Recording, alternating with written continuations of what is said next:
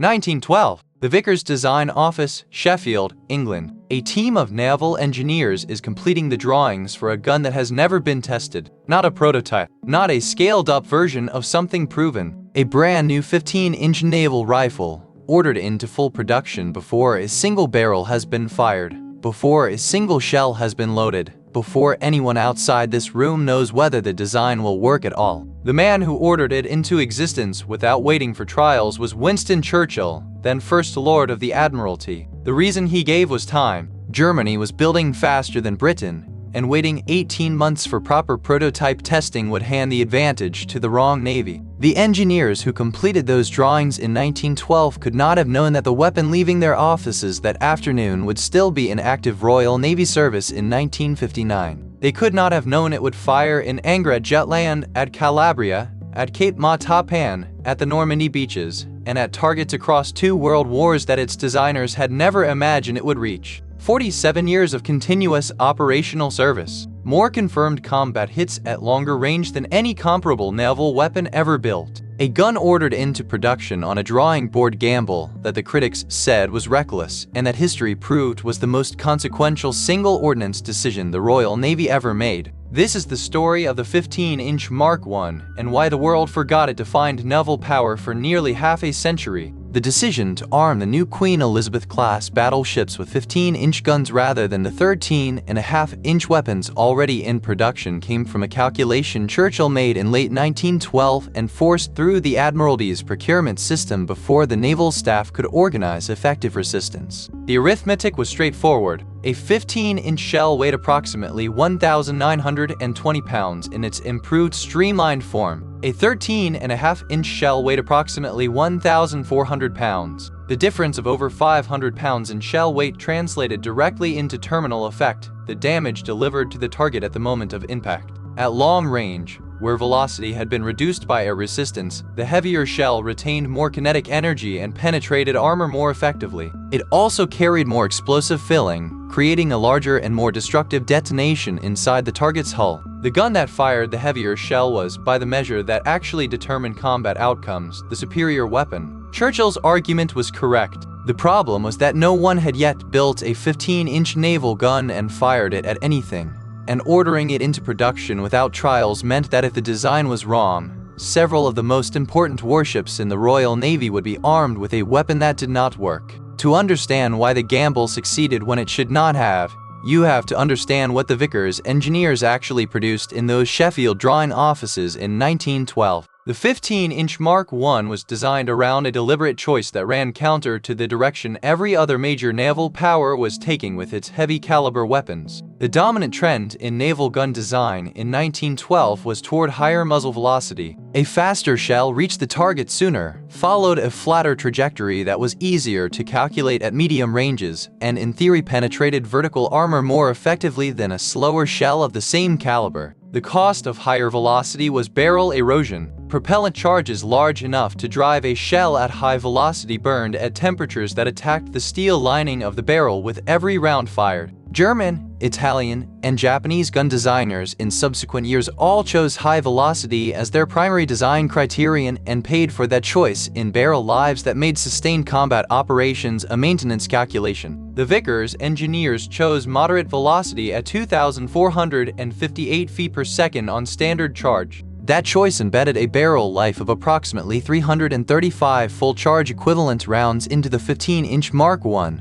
nearly double the life of Germany's 38-centimeter gun on Bismarck, and more than triple the life of Italy's equivalent weapon on the Littorio class. The gun that critics called conservative in its ballistics was the gun that could keep shooting long after its rivals had worn out their barrels. The first proof that the drawing board gamble had produced something extraordinary came not at Jutland, though Jutland confirmed it, but in the gunnery trials that followed the Queen Elizabeth-class commissioning in 1915 and 1916. The accuracy of the 15-inch Mark I at long range, measured by dispersion, the spread of a salvo's shell impacts around the aim point, was tighter than the 13.5-inch gun it had replaced, tighter than the German guns it would face at Jutland, and tighter than the 16-inch guns fitted to HMS Nelson and HMS Rodney a decade later, which had been specifically designed to supersede it. The moderate muzzle velocity that the critics read as a limitation was the characteristic that produced the accuracy. A barrel fired at moderate velocity preserved its rifling geometry for more rounds, keeping the shell's rotational stability consistent across a longer service life. A barrel driven at high velocity eroded its rifling faster, degrading accuracy progressively in ways that showed up not in any single engagement but across the accumulated rounds of a long war. The 15-inch Mark I shot straight for 335 rounds. Its rivals stopped shooting straight considerably sooner. If you are enjoying this look at how Britain's most consequential ordnance decision was also its most forgotten one, a quick subscribe helps the channel keep producing deep dives like this one. At Jutland on the 31st of May, 1916, the Queen Elizabeth-class battleships of the 5th Battle Squadron opened fire on German battle cruisers at ranges up to 19,500 yards. That range exceeded the effective reach of the German guns by several thousand yards. The 15-inch shells arrived on the German ships before German gunners could establish accurate return fire. The squadron inflicted damage that contributed directly to crippling the German battle cruiser Seydlitz and degrading Admiral Hipper's force through the afternoon engagement. HMS Warspite, her steering jammed by a hit, circled twice in front of the entire German battle fleet. She absorbed 15 or more heavy shell strikes. Her guns kept firing throughout. The turrets that had been ordered into production on a drawing board in 1912 without a single prototype trial held together under the most concentrated fire any British capital ship had faced in decades. No turret was put permanently out of action. No barrel was lost to internal damage caused by the hits. The gun survived its first major test in conditions its designers had never specified it for, and came out still shooting. The engagement that demonstrated the 15-inch Mark I's maximum range capability came 24 years later. On the 9th of July, 1940, HMS Warspite was operating in the Mediterranean off the coast of Calabria when she sighted the Italian battle fleet under Admiral Campioni. The range at the opening of the engagement was approximately 26,000 yards, just under 15 nautical miles. At that distance, a 15-inch shell was in flight for approximately 51 seconds after leaving the barrel. The shell descended at an angle steep enough to strike the Italian flagship Giulio Cesare through her deck armor rather than her side belt. It detonated amidships, killed 115 Italian sailors, started a fire that threatened her magazines, and caused structural damage severe enough that Admiral Campioni broke off the engagement immediately and withdrew his fleet, despite holding a significant numerical advantage over the British force. It was the longest confirmed hit ever recorded by one moving warship on another in naval history. It had been fired by a gun designed in 1912 from a ship commissioned in 1915, using a barrel that was already in its third decade of operational service. No other naval gun in any navy had achieved a comparable result at comparable range against a moving target under combat conditions. At Cape Matapan in March 1941, the same gun demonstrated what it could do at the opposite end of its range envelope. HMS Warspite, HMS Valiant, and HMS Barham, all armed with the 15-inch Mark I, caught the Italian heavy cruisers Zara and Fiume at 3,000 yards to complete darkness, their searchlights illuminating the attention side on with their turrets trained fore and aft and their guns unloaded. The 15-inch shells at that range were essentially direct-fire weapons. The cruisers absorbed multiple broadside hits in seconds and sank before either could return fire. In the same engagement, the destroyer escorts of the Italian cruiser force were torn apart by the battleship's secondary armament. The entire Italian rescue force, sent to recover a crippled cruiser, ceased to exist within minutes. The gun that had achieved the longest hit in naval history at Calabria at 26,000 yards had now destroyed multiple warships at 3,000 yards in darkness. No other naval weapon in the war performed at both extremes of its operational range with equivalent effectiveness. The comparison that reveals most clearly why the 15-inch Mark I outlasted every rival begins with Bismarck. Germany's fast battleship carried 8 38-centimeter guns, designed and built in the 1930s using the full benefit of 2 decades of metallurgical and ballistic research that had been unavailable to the Vickers engineers in 1912. Each barrel on Bismarck was designed to fire approximately 180 to 210 full-charge rounds before replacement. Bismarck fired 93 heavy shells at HMS Hood and HMS Prince of Wales in the Denmark Strait on the 24th of May,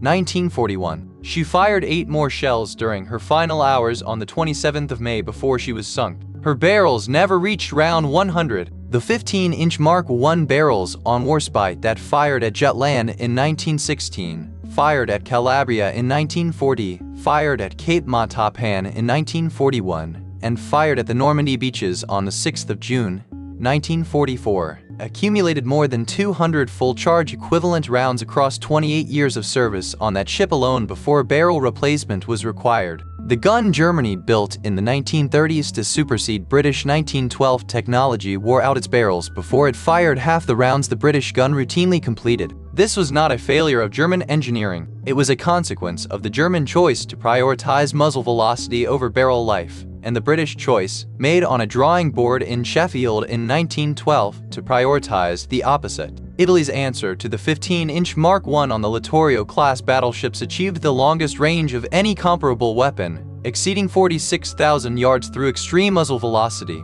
The Italian Ansaldo 380 1mm gun was in many respects a more technically sophisticated weapon than the British gun it competed against. Its barrel life was approximately 110 to 140 rounds. At the engagement at Calabria, Italian battleships firing at long range achieved no hits on the British fleet. The dispersion of Italian 15-inch salvos at extreme range had been documented as a chronic problem attributable in part to the erosion effects of the high-velocity propellant on barrel rifling. The gun that could shoot furthest on paper was shooting least accurately under combat conditions, because the velocity that produced the range was destroying the barrel geometry that controlled the shell's flight. The British gun, trading ultimate range for moderate velocity, was putting shells where its gunnery officers aimed them, while the Italian gun was putting shells into the sea in a pattern too dispersed to be corrected by any fire control system then available. HMS Vanguard, Britain's last battleship and the most powerful warship the Royal Navy ever commissioned,